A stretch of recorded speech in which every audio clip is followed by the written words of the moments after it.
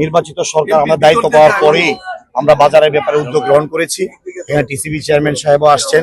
আমরা সারা বাংলাদেশি পর্যায়ক্রমে আমরা সফর করছি, দেখছি। ঢাকাতেও আমরা বের হয়েছি, বিভিন্ন মার্কেটে যাচ্ছি।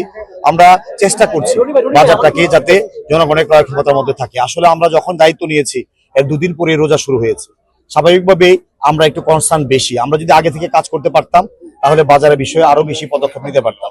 বিগত পদক্ষেপের উপর ভর করেই আমরা এই কাজগুলো চালিয়ে যাচ্ছি। আমরা ক্রেতাদের সাথে কথা বলেছি, দোকানদারের সাথে কথা বলেছি। আলহামদুলিল্লাহ সকলে একটু সন্তোষ প্রকাশ করেছে। আমরা চেষ্টা করছি কোনোভাবে যেন কেউ সুযোগ না নিতে পারে। আমরা নিয়মিত আমাদের ভোক্তা অধিকার সহ আমাদের এই টিসিবির পক্ষ থেকে বা আমরা আমাদের মন্ত্রণালয়ের পক্ষে বিভিন্ন টিম বিভিন্ন জায়গায় কাজ করে যাচ্ছে। আমরা মনিটরিং এ রাখছি এবং মোটামুটি আল্লাহর মতো সন্তোষজনক আছে। তো একটা বিষয় চিন্তার কারণে আমরা লক্ষ্য করছি।